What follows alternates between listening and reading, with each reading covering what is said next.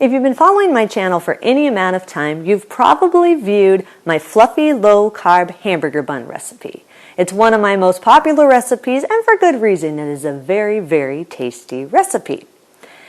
But one of the key ingredients in it is garbanzo flour. Now, garbanzo flour is not the most ideal flour when you're on a low-carb diet. It is a lower carb flour compared to white or wheat flour. White flour has about 92 grams of net carbs per cup. Wheat flour has about 73 grams of net carbs per cup. And garbanzo flour has roughly around 43 grams of net carbs per cup.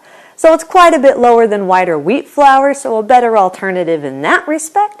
But it is not near low enough to be considered keto friendly. So today, I'm going to show you my fluffy low-carb hamburger bun recipe, keto style. So you can still have those same fluffy hamburger buns without those extra carbs that come from the garbanzo flour. And if you want a printable version of this recipe, you could check out my website at janetsdeliciouslowcarbkitchen.com. You can find a printable version of this recipe and other goodies there for you. And if you're new to the channel, make sure you hit the subscribe button. Also, don't forget to hit that little notification bell. That way you can be notified every time I put out a new video. And while you do that, let's get cooking.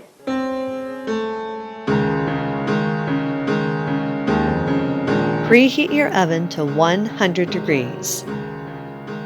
Line 2 large baking sheets with parchment paper.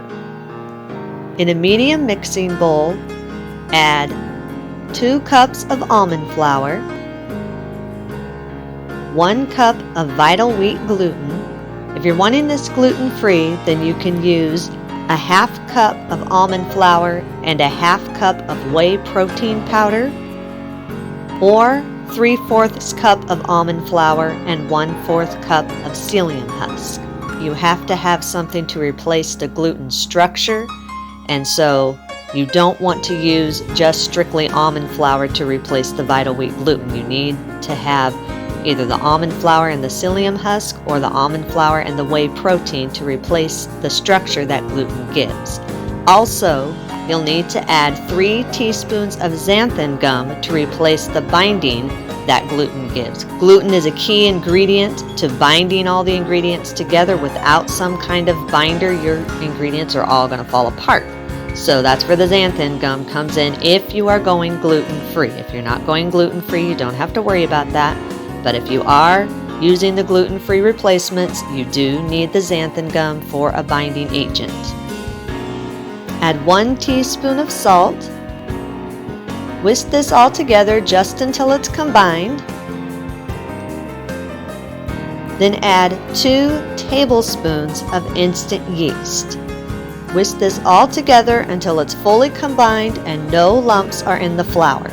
Now, I know this might seem like a lot of yeast. I know most bread recipes that you see, they usually only have about 1.5 to 2 teaspoons of yeast in most bread recipes. Well, in this case, since we are using low-carb flour, it needs a little extra boost in the lifting department. And the yeast in this recipe is not just for lift, but it's also for flavor. Part of the flavor that you taste when you're eating white or wheat bread is yeast, and that's part of the taste that you enjoy. So by adding just a little more yeast to this recipe, it not only gives it extra lift that it needs, but it also gives it that nice yeast flavor that you might miss from the white and wheat bread. So once you've whisked all your dry ingredients together and made sure there's no lumps in it, in a large mixer bowl, add 1 cup of warm water. This does need to be warm in order to activate your yeast. You do not want it cold at all. If it's cold, your yeast will not activate. If it's too hot, it will kill your yeast. So the water needs to be warm, around 120 to 130 degrees. You don't want it any hotter than 130 degrees. 3 tablespoons of neutral flavored oil of your choice. I'm using canola oil. You can use any type of oil that you want. Just remember that certain oils have stronger flavors than others, so you do want a neutral flavored oil in your bread. Otherwise, if you use olive oil or avocado oil, you're going to taste the oil in your bread. And you don't want that, so make sure that your oil is neutral flavored. Canola oil, grapeseed oil, coconut oil, those are great. A neutral flavored oil.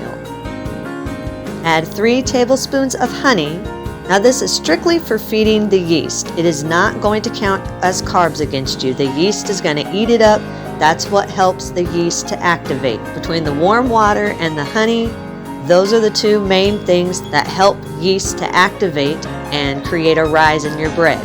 So the honey is not going to count as carbs. The yeast is going to eat it up. Add 1 large room temperature egg. Make sure it is room temperature. This is a yeast bread recipe, so temperature of your dough is key important in how your dough is going to rise. If you do not have the right temperature of dough, your yeast will not get active and it will not rise, and you'll be wondering why your buns are flat. So make sure that everything is room temperature, all of your ingredients. If you store any of it in the refrigerator, take it out in enough time to come up to room temperature. And the water, warm. Again, I cannot emphasize the importance of dough temperature in yeast bread. Key to how your bread is going to rise. So make sure everything is room temperature. Once you've added all your wet ingredients to the mixer bowl, then carefully add the dry ingredients to the wet ingredients. Make sure you pour it slowly. You don't want it showering all over the place. Then beat it together on low for 15 seconds or just until it's all combined. Remove the paddle attachment and change out to a dough hook attachment. And beat on high for 3 minutes or until the ingredients come together and form a smooth, stretchy dough. Now, if you don't have a dough hook attachment, it's okay. You can use the paddle attachment and it'll still work out fine. You'll still get nice, smooth dough. I like the dough hook option because it helps create air in the dough, which helps for a fluffier texture once the buns have risen. So that's why I prefer the dough hook, but if you don't have it, it's okay. The buns will still turn out great. So just beat it on high for 3 minutes until the dough comes together and it's nice and smooth and stretchy. Lightly spray or dampen your hands and scoop out about 1/4 cup of the dough and roll the dough into a tight, smooth ball. Then place it onto the prepared baking sheets. Make sure you space the balls out at least about 2 inches apart. You need to allow plenty of room for them to rise. These do rise pretty good, so make sure you space them out at least 2 inches apart. This recipe yields about 8 buns, so I usually do 4 buns on one sheet and 4 buns on another sheet. Then cover the baking sheets loosely with lightly sprayed plastic wrap. Make sure you do spray the plastic wrap because these buns will rise, and when they rise, they will start pushing against the plastic wrap and you don't want them to stick. So make sure you just lightly spray your plastic wrap before you cover the baking sheets. Once you've covered them with the plastic wrap, place them in that 100-degree preheated oven or in a nice warm, draft-free area and let the dough rise for about 20 minutes or until the buns have roughly doubled in size. Once they've risen, remove the baking sheets from the oven or wherever you've had them rising, then preheat your oven to 400 degrees. I usually just leave my buns covered and put them on the stovetop while my oven is preheating. Once your oven's preheated, bake the buns at 400 for 10 minutes or just until the tops are getting lightly golden and a tester comes out clean.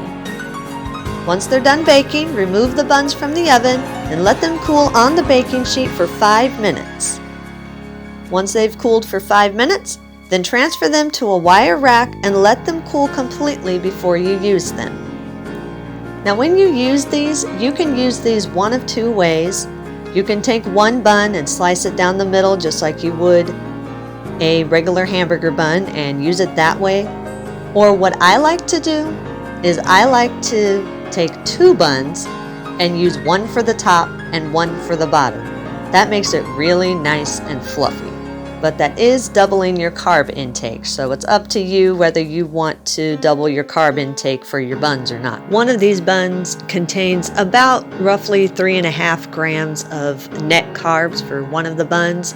So if you used one bun for the top and one bun for the bottom like I do, it would give you a total of roughly around 7 grams of net carbs for your buns, which still is not very much, but it all depends on how much you're willing to give or take on your carb intake. But that's just the way I like to eat, because I like my burger buns nice and fluffy, so I like to use one for the top, one for the bottom. If you do choose to eat them like I do, and use one for the top and one for the bottom, I usually just really thinly trim the bottom off, just because I like the feel of the soft center rather than the flat bottom of the bun. I like the soft fluffy texture of the inside of the bun. So I just usually trim the bottom off really thin, just as thin as you can get. Just slice it off, and then the thin bottom piece that I sliced off, I usually just pulse in my processor until it's nice and fine. And then I put it in a mason jar, keep them in my freezer, and then I always have low-carb breadcrumbs on hand whenever I have a recipe that calls for low-carb breadcrumbs. They're right there in my freezer. And there you go. Fluffy low-carb hamburger buns, keto style. Eat and enjoy. And that's our recipe of the day. I hope you enjoyed it. If you did, hit the like and the subscribe button. Leave me a comment if you want to. Let me know if there's any recipes that you'd like to learn how to make, and I'll do what I can to get those out there for you. And as always, keep cooking.